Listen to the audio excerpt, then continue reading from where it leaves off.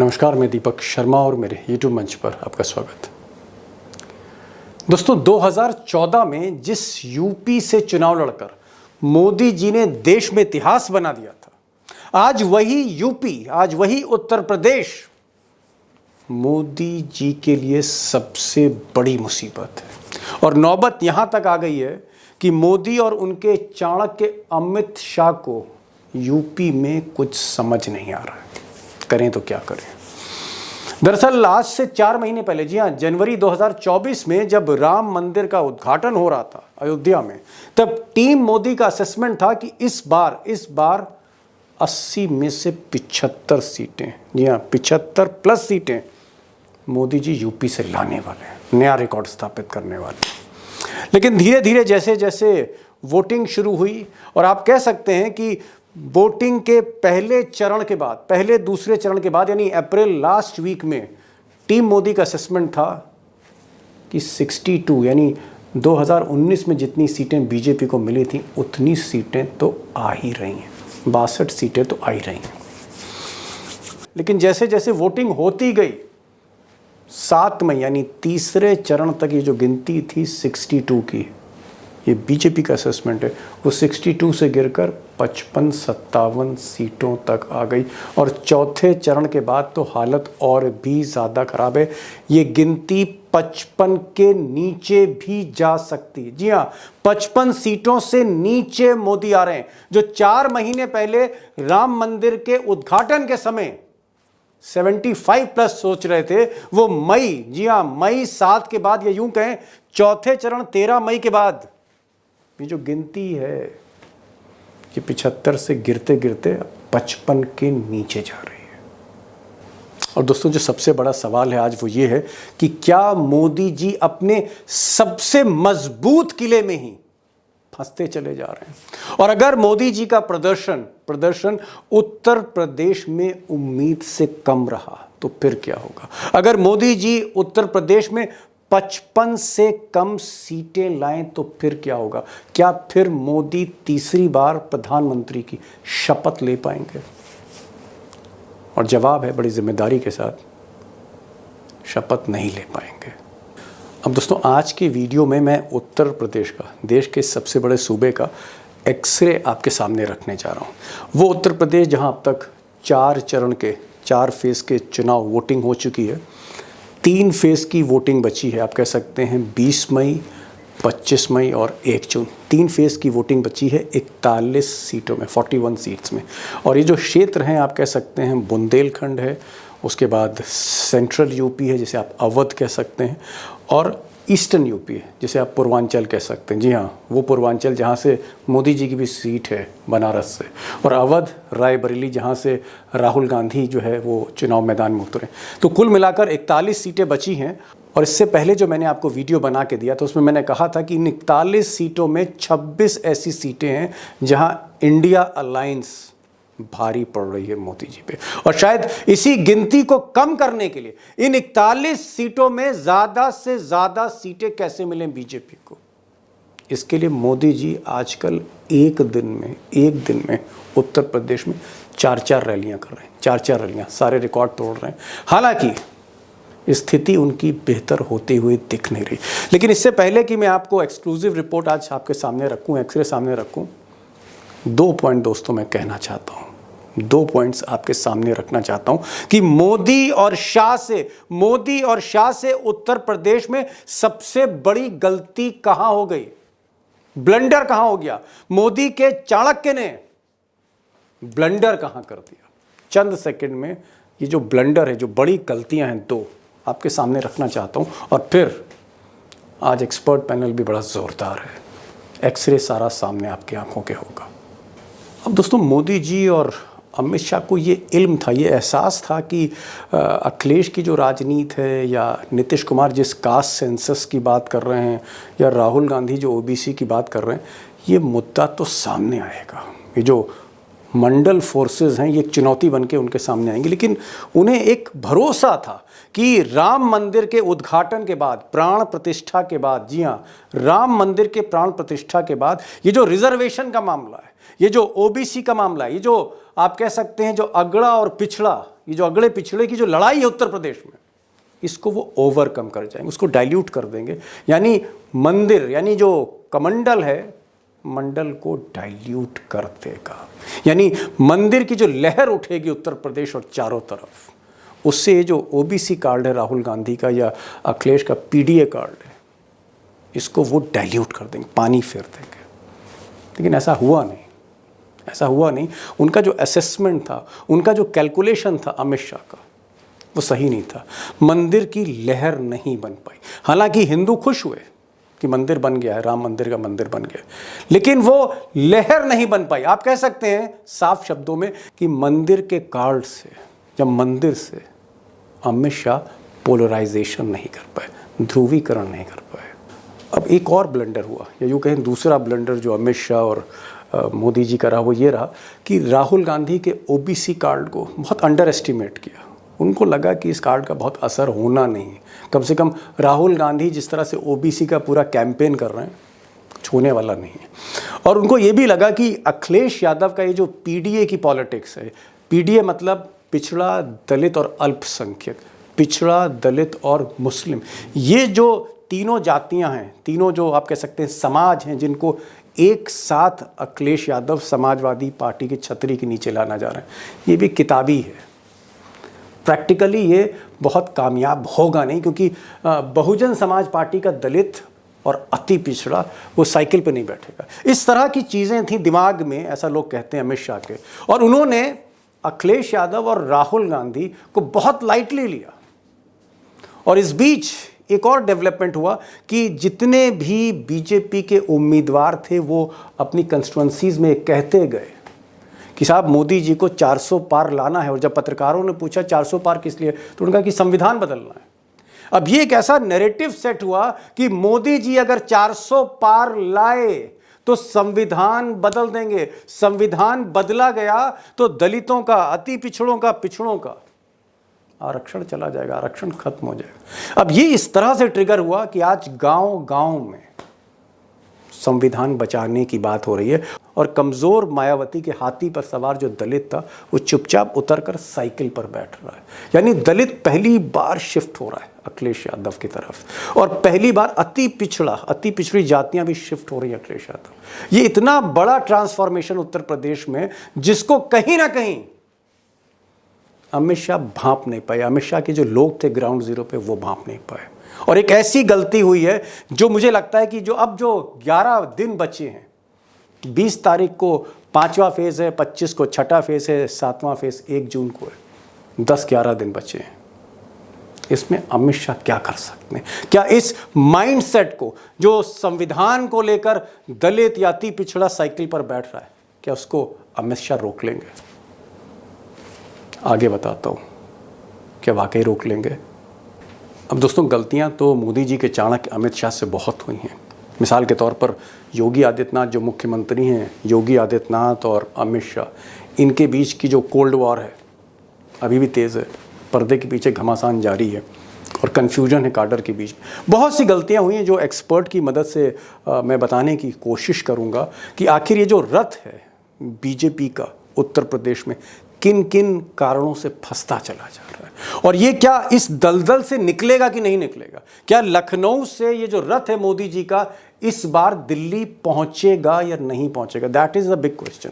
2 expert हैं, और आज एक खास एक्सपर्ट आपके लिए लाया हूं जो बीजेपी का कम से कम पक्ष रखे कि बीजेपी के खेमे में क्या हो रहा है, वो भी आज आप सुनेंगे। तो हमारे साथ प्रोफेसर रविकांत होंगे जो आपको एक पूरा पर्सपेक्टिव उत्तर प्रदेश का देंगे, जातीय समीकरण भी बताएंगे, गलतियां भी बताएंगे, ब्लंडर भी बताएंगे।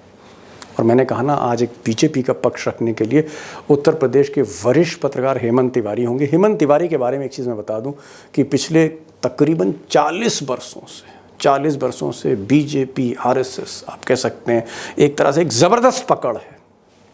तो आरएसएस क्या सोच रहा है, बीजेपी क्या सोच रहा है, अमित शाह के जहन में क्या है, योगी के जहन में क्या है, टारगेट्स क्या हैं, वो भी जान लीजिए, उनको अपनी बात कहने दीजिए, और रविकांत अपनी बात कहेंगे। एक तस्वीर आपको पता लगेगी कि क्या मोदी का रथ इस बार लखनऊ से आगे बढ़कर दिल्ली तक पहुंच रहा है।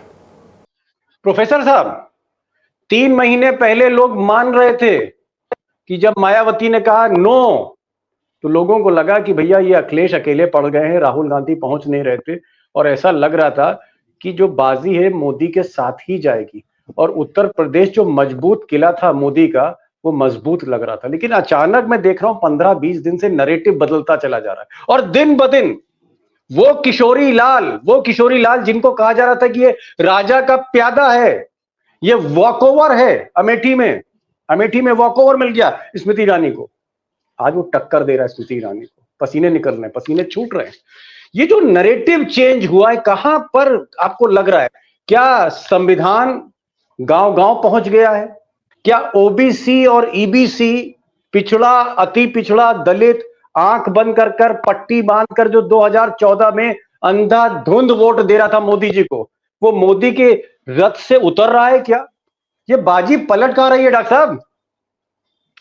देखिए दीपक जी, आप 3 महीने पहले की बात कर रहे हैं, लेकिन मैं आपके यहाँ लगातार इस बात को कह रहा था कि एक अंडर करेंट है जो बीजेपी के खिलाफ है, मोदी जी के खिलाफ है, और वो इसलिए है क्योंकि उसके दो बड़े पहलू थे। एक तो था महंगाई और बेरोजगारी, लोग बोल नहीं रहे थे, डरे हुए थे, लेकिन अंदर ही अंदर कसमसा रहे थे। दूसरी तरफ जो उत्साह बना था जनवरी में, राम मंदिर का उद्घाटन हुआ, फिर मोदी जी ने अपना बड़ा ब्रह्मास्त्र चला हिंदुत्व के बाद, उन्होंने कर्पूरी ठाकुर को, चौधरी चरण सिंह को भारत रत्न दिया, यानी ओबीसी को साधने की जो उन्होंने कोशिश की, उससे ये पूरे विपक्ष को लगा और सबको लगा कि गेंद तो बीजेपी के पाले में है। लेकिन असल में उसी उत्साह में मोदी जी ने 400 पार का नारा दिया, और उनके तमाम जो सांसद थे, तमाम प्रत्याशी थे, वो उसी झोंक में ये कह गए कि संविधान बदलने के लिए हमको 400 पार चाहिए। उसमें अनंत कुमार हेगड़े से लेकर के और लल्लू सिंह तक, अरुण गोविल से लेकर के ज्योति मृधा तक, तमाम ऐसे नाम थे जिन्होंने लगातार ये कहा कि संविधान बदलने के लिए हमको इतना बड़ा मैंडेट चाहिए। दीपक जी, मैं पूरे विश्वास के साथ कह रहा हूं कि इस बात को नजरअंदाज कर गई बीजेपी। वो ये भूल गए कि पिछले 5 साल से जमीन पर हो क्या रहा है, दलितों, आदिवासियों और पिछड़ों के बीच, और खास करके दलितों के बीच लगातार संविधान को लेकर के, डॉक्टर अंबेडकर को लेकर के चर्निंग चल रही थी। हजारों हजार गोष्ठियां हो रही थी, साप्ताहिक गोष्ठियां हो रही थी, चाहे 200 लोग रहे हों या 2000 लोग, हर गोष्ठी में संविधान की प्रस्तावना का पाठ होता था, कस्में खाई जाती थी कि संविधान को बदलने वालों को हम उखाड़ करके फेंक देंगे, और वही गलती बीजेपी कर बैठी। ये ब्लंडर था बीजेपी का, ब्लंडर कि हम संविधान बदलने के लिए हमको चाहिए, और उसके बाद ही आप देख रहे हैं कि सिनेरियो चेंज हो गया। 70% दलित, मैं पूरे भरोसे के साथ कह रहा हूं, 70% दलित इस समय आंख बंद करके बीजेपी के खिलाफ वोट कर रहा है। जिन अखिलेश यादव के साथ, समाजवादी पार्टी के साथ दलित समाज जाने में कंफर्ट नहीं था, ईबीसी समाज, अति पिछड़ा, तो जाने में कंफर्ट नहीं था, वो आज समाजवादी पार्टी को वोट कर रहा है। जी, ये स्थिति है, और इसीलिए ये पूरा नैरेटिव चेंज हुआ और बीजेपी फंस चुकी है उस जाल में। हेमंत जी, ये कह रहे हैं, डॉक्टर साहब कह रहे हैं ब्लंडर। मैं आपसे पूछना चाह रहा हूं, आपकी इतनी जबरदस्त निगाह है, बीजेपी के भीतर आप हैं, एकदम भीतर। मैं ये जानना चाह रहा हूं कि बीजेपी से गलती क्या हो गई? क्या जो स्टेट की मशीनरी थी वो ये समझ नहीं पाई कि ओबीसी भाई थोड़ा थोड़ा कहीं ना कहीं अट्रैक्ट हो रहा है, ईबीसी हमसे निकल रहा है? 2014 में जो लोग हमारे साथ थे वो हमारे रथ से उतरते हुए दिखे क्यों नहीं? देखिए, ऐसा है कि एकदम से चीजें वैसी नहीं है जैसी अभी हम लोग चर्चा करते हैं।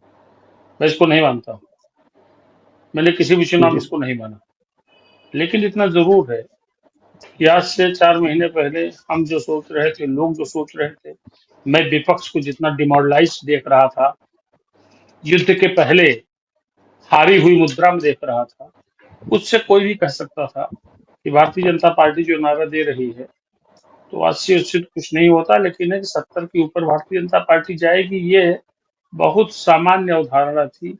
उत्तर प्रदेश में स्कोर भारतीय जनता पार्टी के लिए बहुत आसान है। उसका बहुत सीधा सा कारण था, अपोजिशन पिछले 5 साल तक सड़क पे नहीं दिखा, सदन में भी दिखा तो झगड़ा करते हुए दिखा, कोई इम्पैक्ट नहीं छोड़ पाया। अखिलेश यादव कहाँ दिखे? 5 साल तक राहुल गांधी को अमेठी नहीं दिखी, गांधी परिवार रायबरेली में भी सक्रिय नहीं रहा, अपोजिशन कहाँ रहा। तो इस तरीके से एक सामान्य अवधारणा बनी थी। लेकिन भारतीय जनता पार्टी से मेरा मानना है कि वैसे तो कोई इतनी बड़ी चूक नहीं हो गई है, लेकिन भारतीय जो जनता चूक पार्टी हुई हो चली जा रही है। हेमंत जी, जो चूक मैं हुई उस हो, पे मैं आ तो उस रहा पर हूँ, बात कर रहा हूँ। मैं उस पे आ रहा हूँ। उसके पहले मैं एक बात कह रहा हूँ, इसको सनद के तौर पर रखिएगा, सनद के तौर पर रखिएगा कि बीजेपी का परफॉर्मेंस 2019 से खराब नहीं होने जा रहा।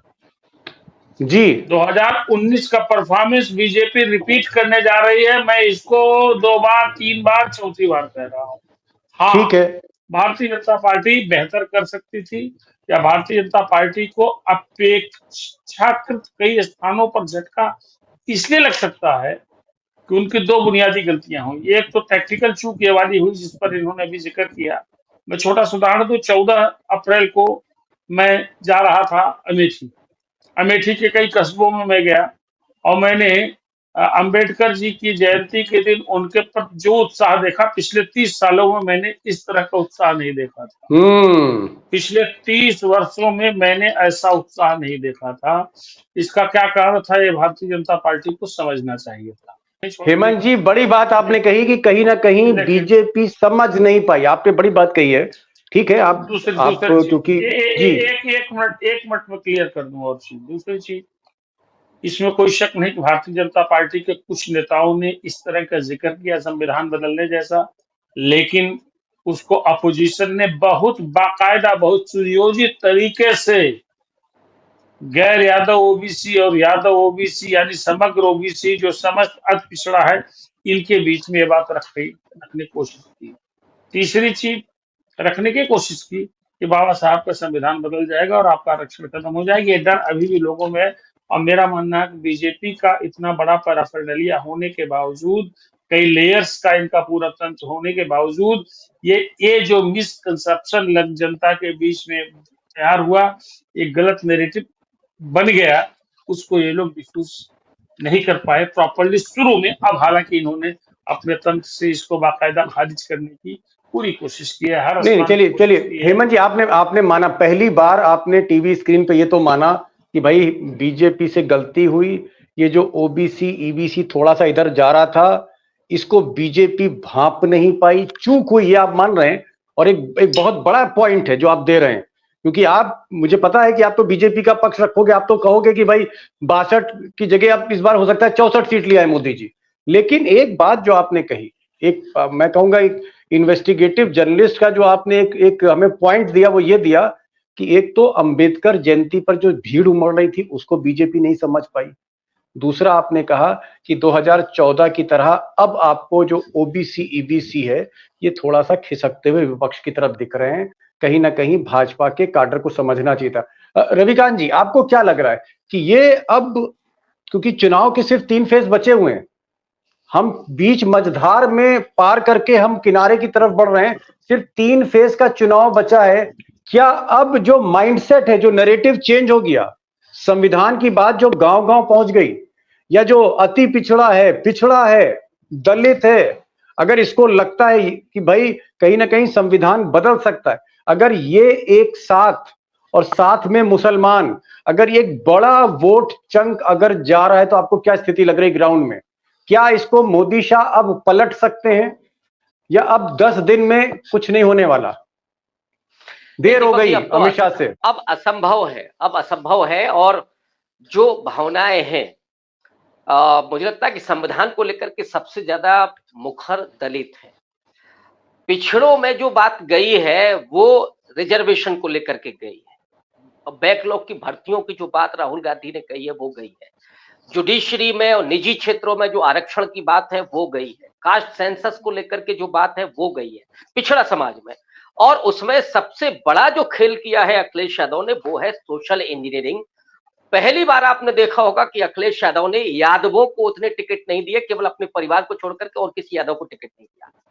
10 से ज्यादा टिकट उन्होंने कुर्मी समाज से दिए, 8 टिकट उन्होंने मौर्य समाज से दिए, 5 टिकट उन्होंने कश्यप समाज से दिए, राजभर, बिंद, चौहान, इन समाजों से टिकट दिए, और 2 सामान्य सीटों पर उन्होंने दलितों को उतारा। और दोनों ही सीट पर, मेरठ पर तो मुझे लगता है कि वो सीट सपा जीत रही है, और फैजाबाद वाली सीट पर भी चुनौती बनी हुई है बीजेपी के लिए। ये जो सोशल इंजीनियरिंग की है अखिलेश यादव ने, वो जमीन पर गई है। जी हेमंत जी, चलिए आप बार बार प्रोजेक्ट कर रहे हैं कि नहीं साहब बीजेपी अभी भी मजबूत है। एक चीज तो लेकिन आपसे मैं पूछना जरूर चाहूंगा, मैं ईमानदारी से एक जवाब चाहता हूं। अखिलेश यादव को भी देख रहा है, आप अमित शाह को जानते हो, योगी आदित्यनाथ को जानते हो, बीजेपी को आप बरसों से कवर करते रहो, ये मैं बात मानता हूं, आरएसएस को भी आप कवर करते हैं, लेकिन आप अखिलेश यादव को भी जानते हैं। आपको लगता है कि अखिलेश यादव का जो फैसला था पिछड़ा, दलित, अल्पसंख्यक, पीडीए जो उन्होंने बनाया था, क्या वो फैसला सही था और आज उस फैसले का लाभ अखिलेश यादव को मिल रहा है? अखिलेश यादव जहां 2014 या 19 में खड़े थे, आज आपको मजबूत दिखते हैं 2024 में अखिलेश यादव, अगर अखिलेश यादव को 2019 से कंपेयर करें?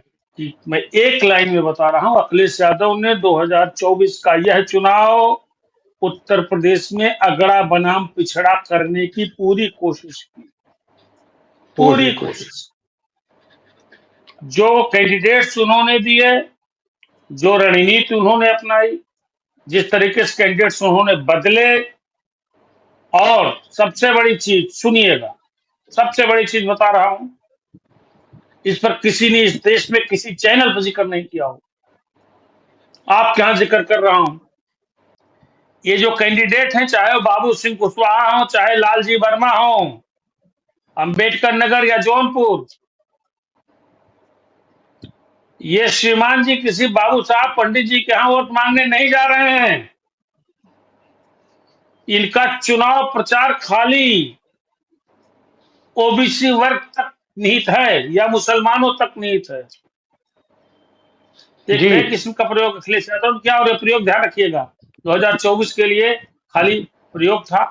असल मजा इसका, असल आनंद, असल व्यवहार इसका अखिलेश यादव 2027 के असेंबली इलेक्शन में देख रहे हैं।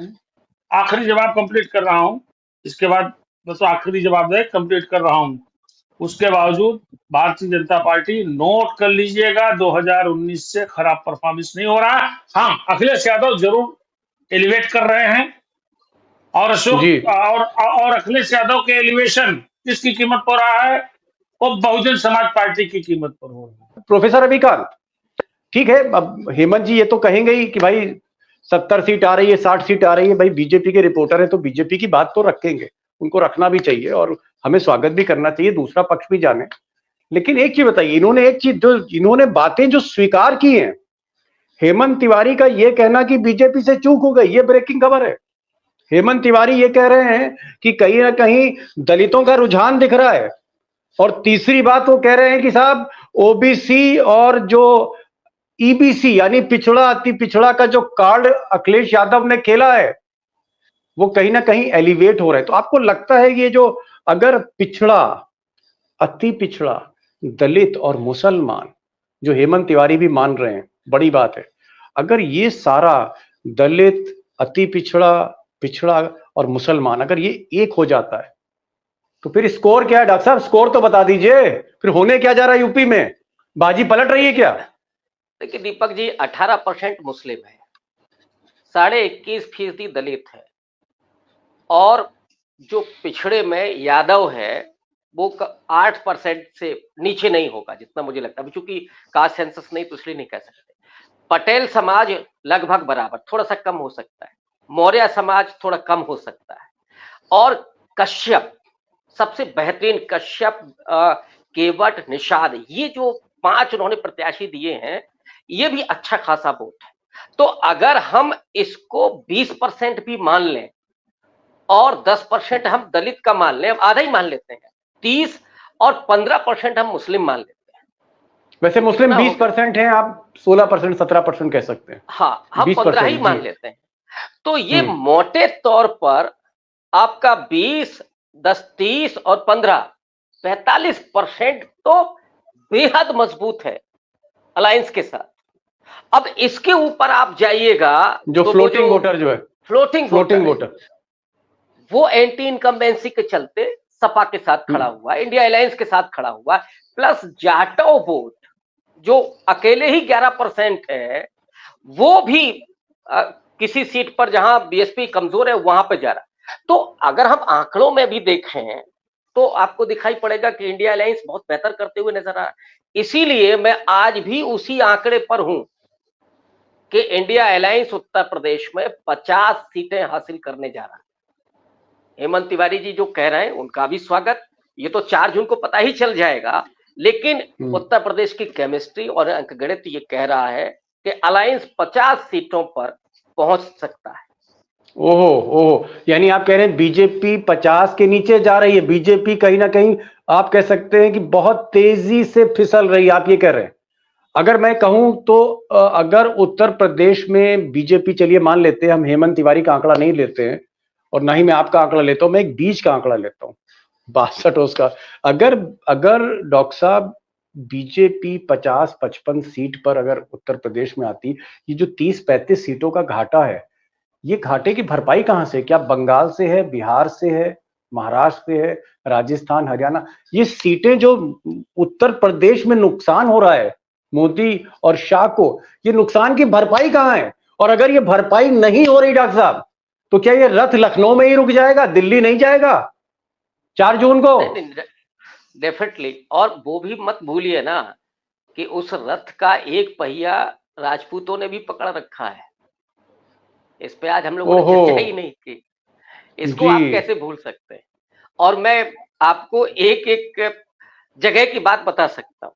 मैंने इसे चर्चा नहीं की, मैंने कहा वो हेमंत जी क्योंकि है और आप राजपूत की चर्चा करें तो मैच और फंस जाएगा, फिर 1 घंटा लग जाएगा, तो इसलिए मैंने राजपूत की बात नहीं छेड़ी। लेकिन एक ओवरऑल मैं जी जी जी और भी फैक्टर, फाइनल बताइए। जो मेरा सवाल था कि अगर 25-30 सीटों का नुकसान मोदी जी को लखनऊ में हो रहा है उत्तर प्रदेश में, तो ये रथ लखनऊ से दिल्ली जा रहा है मोदी जी का? क्या सारथी उसके जो हैं वो अमित शाह होंगे, सवारी मोदी होंगे, ताज पहन के क्या वो दिल्ली की तरफ मोदी जी बढ़ेंगे 4 जून के बाद? या ये रथ जो है ये दिल्ली में, लखनऊ में ही खड़ा हो जाएगा, गोमती के पानी में फंस गया? ये एक्सप्रेस वे पर भी नहीं पहुंच रहा है। ओहो, उसके पहले ही रथ रुक रहा है, और कहीं से कोई संभावना ही नहीं। आप गुजरात ले लीजिए 100% स्ट्राइक रेट, आप राजस्थान ले लीजिए, मध्य प्रदेश ले लीजिए, संभावना ही नहीं है कि कहां से आप भरपाई करेंगे। उधर ममता बनर्जी ने जो कार्ड खेला हुआ है बंगाली अस्मिता का, तो वहां आप 18 सीटें भी नहीं पहुंच रहे हैं, पिछला वाला जो आंकड़ा है उस पर भी नहीं पहुंच रहे, तो ऑब्वियस है कि रथ तो रुकना ही है। डॉक्टर साहब आप आए और हेमंत तिवारी जिन्होंने बीजेपी का पक्ष रखा, और मैं उनकी कोई भी बात एडिट नहीं करूंगा दोस्तों, जो हेमंत तिवारी ने बोला वो आप सुन रहे हैं, ठीक है, वो उनका एक मंतव्य है, बीजेपी के रिपोर्टर हैं तो उनका ये कहना है कि 2019 जैसी ताकत के साथ मोदी जी फिर से लौट रहे हैं। लेकिन ये बात प्रोफेसर रवि कांत जो पिछले कई महीनों से उत्तर प्रदेश का सघन दौरा कर रहे हैं और बरसों से उत्तर प्रदेश को समझ रहे हैं, रवि कांत जी का कहना है कि ऐसा नहीं, हेमंत तिवारी जो कह रहे थे ऐसा नहीं होने जा रहा है, बाजी पलट चुकी है। और इनका ये भी कहना है कि अखिलेश और राहुल की जोड़ी सरप्राइज देने जा रही है और हो सकता है मोदी जी का रथ उत्तर प्रदेश में ही रुक जाए। उसके कई कारण बताए और आप फिर से जो डॉक्टर साहब ने कहा उसको रिकैप करके आप सुन सकते हैं। बहरहाल डॉक्टर साहब आप आए और हेमंत तिवारी जी भी आए, आप दोनों का बहुत बहुत शुक्रिया अपने दोस्तों की तरफ से। Thank you so much for joining this programme.